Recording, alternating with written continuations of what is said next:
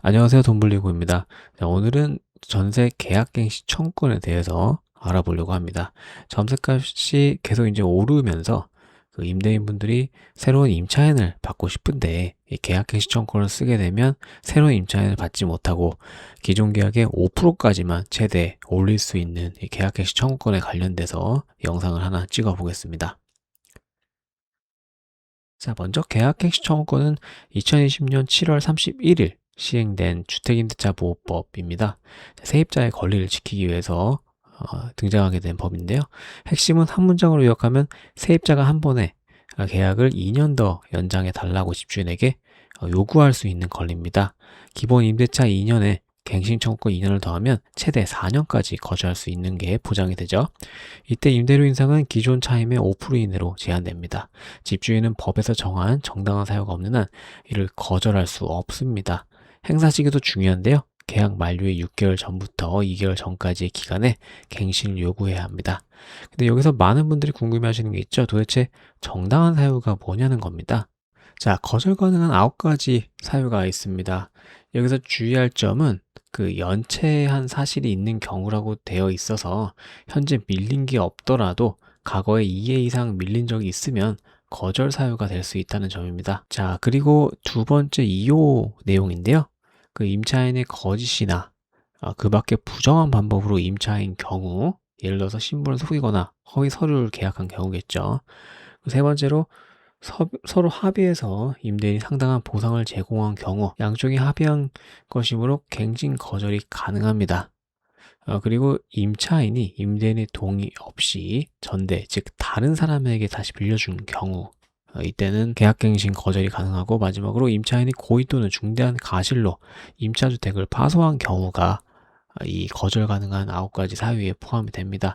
1호부터 2호까지는 주로 세입자의 측에 잘못 이제 해당되는 사유고, 기본적인 임차인의 의무를 성실히 이행하는 것이 중요합니다. 자, 이어서 철거나 재건축을 위해 점유 회복이 필요한 경우 해당이 되고요. 그다음에 7호는 임대인이 실제 거주하지 않으면서 그 밖에 정당한 사유가 있는 경우입니다. 그리고 마지막으로 가장 중요한 8호, 임대인 또는 그 직계 존속, 직계 비속이 목적 주택에 실제 거주하려는 경우입니다. 8호가 현장에서 가장 많은 분쟁이 일어나고 있는 조항이죠. 내가 들어가서 살 거니까 나가라 하는 것인데, 이것이 진짜인지 가짜인지를 두고 수많은 소송이 일어나고 있습니다. 9호는 그 밖에 임차인이 의무를 현저히 위반하거나 임대차를 계속하기 어려운 중대한 사유가 있는 경우입니다. 자, 그러면 이제 가장 쟁점이죠. 요즘에 많이 거짓말 하면서 임차인에게 소송당하는 경우가 있습니다. 근데 이 경우에 대해서 한번 들어가 보겠습니다. 2023년 12월 7일 대법원이 매우 중요한 판결을 내렸습니다. 이 판결의 핵심은 명확합니다. 실거주 의사에 대한 입증 책임은 임대인에게 있다는 건데요. 그 전까지 하급심에서는 사실상 세입자가 직구인의 실거주의 거짓이라는 걸 증명해야 하는 분위기였습니다. 집주인이 내가 살 거야 라고만 하면 세입자는 어쩔 수 없이 이를 뒤집기 위해서 증명을 해야 했던 건데, 대법원이 이를 바로잡았습니다. 자, 집주인이 단순히 실거주 의사를 표명했다는 것만으로 곧바로 인정될 수 없다고 못을 박았고 7가지 구체적인 판단 기준을 제시했습니다. 자, 임대인의 현재 주거 상황, 직장이나 학교 등 사회적 환경, 실거주 의사를 갖게 된 경위 등을 그리고 이제 실제 이사 준비를 했는지, 이 모든 것을 종합적으로 판단해야 된다는 것입니다. 여기서 한 가지 더 짚고 넘어갈 점이 있는데요. 2025년 10월 헌법재판소가 이 계약갱신 청구권의 조항과 손해배상 조항 모두를 재판관 전원일치로 합헌이라고 결정했습니다. 자, 한 가지 더 중요한 판례가 있는데요. 자, 2022년 12월 1일 흔히 있는 상황이죠. 세입자가 살고 있는 집에 제3자가 매도하게 됩니다. 이제 누군가가 산 거죠. 새로운 집주인, 즉 매수인이 내가 들어가서 살 거야 라고 하면 갱신을 거절할 수 있을까요? 대법원은 가능하다고 판단했습니다. 임차주택을 매수한 매수인도 특별한 사정이 없는 한 실거주 사유로 기존 임차인의 갱신 요구를 거절할 수 있다는 것입니다.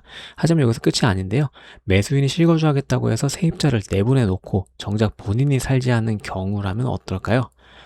실제 판결을 보시면 매수인이 실거주를 이유로 갱신을 거절하고 세입자를 내보냈는데 불과 4개월 뒤 다른 사람에게 임대를 준 경우, 결과는 손해배상금 8,340만 원에 지연이자까지 지급하라는 판결이 나왔습니다. 1심과 2심 모두 동일한 판결이었는데요. 재판부는 단순히 경제적 사정이 급하다는 것만으로 정당한 사유가 될 수 없다고 분명히 했습니다. 자, 그리고 임대인분들이 특히 주의하셔야 될 게 있는데 2025년 11월에 확정된 건데 이 사건에서는 임차인이 계약갱신 청구권을 명시적으로 행사하지 않았습니다. 왜냐하면 임대인이 먼저 내가 들어가 살 거다 라고 통보했기 때문에 임차인이 그러면 어쩔 수 없지라고 나간 건데 법원은 임대인의 선제적 갱신 요구를 포기하게 만든 이상 책임이 있다고 했습니다. 4,200만 원이 배상이 확정됐고 임대인 입장에서는 단순히 실거주라고 말만 해놓고 안 들어가면 임차인이 갱신 청구를 안 했더라도 돈을 물어줘야 하는 겁니다. 자, 허위 실거주 거절을 당한 세입자가 받을 수 있는 손해배상. 구체적으로 정리해보면 손해배상으로 인정되는 항목은 크게 4가지입니다. 첫째, 이사비용, 그다음에 부동산 중개 수수료, 그다음에 차임 차액, 이게 가장 금액이 큰데 새로 계약한 곳에 환산 월차임에서 기존 계약의 환산 월차임을 빼고 거기에 2년, 즉 24개월을 곱하는 방식입니다. 자, 마지막으로 관리비 차액도 인정이 됩니다. 다만 위자료, 즉 정신적 손해배상은 대체로 인정이 되지 않고 있고 재판부는 재산적 손해배상은 회복할 수 없는 정신적 손해를 입었다가 인정하기 어렵다고 판시했습니다.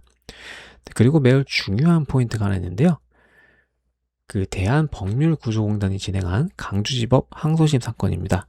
임대인이 실거주를 이유로 갱신을 거절하고서 제3자에게 임대한 것도 아니고 그냥 비워뒀습니다. 공실로 둔 거죠. 그런데도 법원은 실제 거주 사실이 객관적으로 입증되지 않으면 손해배상 책임이 인정된다고 판결했습니다. 비워두기만 해도 손해배상입니다. 점유신고 부재, 전기가스 사용량 부족, 임대매물 광고 정황 등이 증거로 활용될 수 있습니다.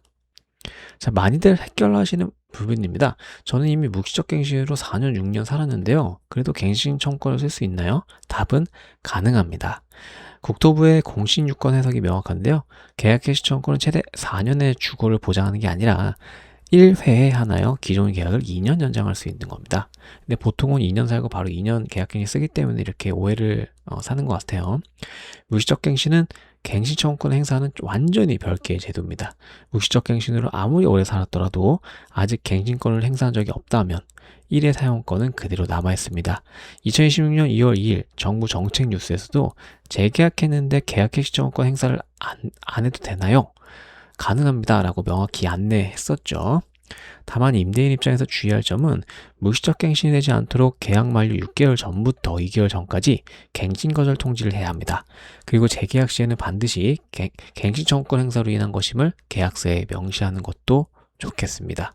자, 최근 재미있는 현상이 나타나고 있는데요. 세입자가 갱신권을 일부러 안 쓰고 재계약하는 사례가 늘고 있다는 겁니다. 2020년 1월 기준 서울 아파트 갱신 계약 약 3,000건 중에 한 58% 가까이 1,902건 제약 갱신 청구권 사용하지 않았습니다. 10건 중 6건이 청구권을 안 쓴 겁니다. 왜 이런 걸까요? 세입자가 현재 집에서 오래 살고 싶은 경우 지금 임대료를 5% 이상 올려주더라도 청구권 사용을 미뤄두면 나중에 2년을 또 보장받을 수 있다는 전략입니다. 파구 헬리오시티 전용 84 33평이죠. 실제 사례를 보면 보증금을 기존 7억에서 9억 5천만 원으로 2억 5천만 원이나 올리면서 청구권을 미사용했습니다. 하지만 현장 전문가들은 이 전략에 대해 신중해야 한다고 조언합니다. 이유는 간단한데요. 지금 임대료 올려줘도 2년 뒤에 집주인이 들어간다고 하면 오히려 갱신 청구권을 사용하지 못하는 상황이 될 수 있기 때문입니다. 그러면 임차인 측에서 돈을 돈대로 올려주고 이사도 가야 되는 그런 최악의 상황이 나타나는 거죠. 그래서 별로 순리대로 갱신 청구는 그냥 먼저 사용하는 게 정신건강에 좋다라고 말씀드릴 수 있을 것 같습니다. 자, 2026년 부동산 정책에서 가장 큰 변화인데요. 2월 10일 재정경제부 국토부 금융위가 합동 발표를 했는데 핵심은 3가지입니다. 다주택자 영세 중과 유예가 5월 9일로 확정 종료가 되죠. 만약에 5월 10일 다음날부터 조정대상 지역 다주택자가 집을 팔면 최고 82.5% 세율을 적용받습니다. 내가 아무리 양도차익이 10억이어도 8억 2,500만 원이 세금으로 나간다는 거죠. 자, 둘째, 그 5월 9일까지 매매 계약을 체결하면 잔금 등기 등을 위한 유예 기간이 주어집니다. 강남상과 용산은 계약일로부터 4개월, 나머지는 서울과 경기 신규 조정지역은 6개월입니다. 다만 가계약은 인정이 안 되고 반드시 정식 매매 계약금과 계약금이 지급되어야 되는 증빙이 있어야 됩니다. 세 번째는 전세 낀 매물 거래를 위해 매수인의 실거주 의무가 임대차 최초 계약 종료일까지 최장 2028년 2월 10일까지 유예됩니다. 단 이건 다주택자가 파는 집을 무주택자가 사는 경우에만 해당이 됩니다. 여기서 주의할 점이 하나 있는데요. 임차인이 계약갱신권을 청구해서 2년이 연장된 경우 이 추가 2년은 실거주 유예 대상에 포함되지 않을 가능성이 높다고 합니다. 정부가 말하는 최초 계약 종료일은 갱신 전 종료일을 의미하기 때문인데요. 이 부분은 시행령이 최종 확정되면 다시 확인이 필요할 것 같습니다. 자, 한번 체크리스트를 살펴보면요. 계약 만료, 이제 임차인분들은 계약 만료 6개월 전부터 2개월 전까지 갱신 요구 의사를 전달하는 겁니다. 반드시 문자나 내용 증명, 기록을 남기셔야 되고요. 그 다음에 월세 연체 이력이 있는지, 이제 두 기분 이상 연체한 사실이 있으면 그것만으로도 거절 사유가 됩니다. 자, 집주인이 실거주 이유로 거절했다면 이유로 실제로 거주하는지 확인할 수 있습니다. 전입신고 여부 등 전기가스 사용량 등이 증가가 되기 때문에 이것도 좀 체크, 진짜 내 소송을 하고 싶다라고 하면 이런 것도 증거가 필요합니다. 자, 부당 거절이 의심된다면 대한법률구조공단 132번으로 무료 상담을 받으시면 실제로 이 이제 허위갱신 거절 사건에서 승소 판결을 이끌어낸 사례가 있습니다. 자, 집주인들도 중요합니다. 갱신을 거절할 때는 반드시 법정 사유에 해당되는지 먼저 확인을 하시고, 실거주 사유라면 이사 준비, 기존 주거지 정리 등 객관적 증거를 확보해 두셔야 합니다. 자, 그리고 실거주 이유를 거절해 놓고 이제 다른 사람에게 임대를 하면 수천만 원의 손해배상을 물 수 있기 때문에 비워두기만 해도 마찬가지입니다. 자, 매도 계획이 있으시다면 세입자에게 오히려 갱신청구권을 먼저 사용하도록 권유하는 것이 유리할 수 있습니다. 토지 지역에서는 세입자가 있으면 매매가 어려우니까요. 자, 오늘 다룬 내용 5줄을 정리해보면 계약갱신 청구는 세입자가 1회 안에 2년 연장을 요구할 수 있는 권리고 임대료 인상은 5% 이내로 제한합니다. 두 번째로는 임대인이 거절할 수 있는 사유는 법에 명시한 9가지가 전부고요. 그중 실거주 사유인 8호가 가장 많은 분쟁의 원인이다. 아까 말씀드렸습니다. 자, 세 번째로 대법원은 실거주 의사 입증 책임이 임대인에게 있다고 명확히 했습니다. 단순히 들어갈 거야 라고 말하는 것만으로는 부족합니다. 자, 넷째로는 실거주 이유로 거절해놓고 실제로 살지 않으면 수천만 원의 손해배상을 책임집니다. 제3자에게 임대하지 않고 공실로 놔둬도 마찬가지입니다. 자, 묵시적 갱신과 그 갱신권은 별개의 권리이므로 4년 이상 거주 있어도 행사가 가능하다는 점 오늘의 핵심 5줄 기록해 놓으면 좋을 것 같습니다. 네, 이상으로 제 영상이 도움이 되셨다면 구독과 좋아요 부탁드립니다. 감사합니다.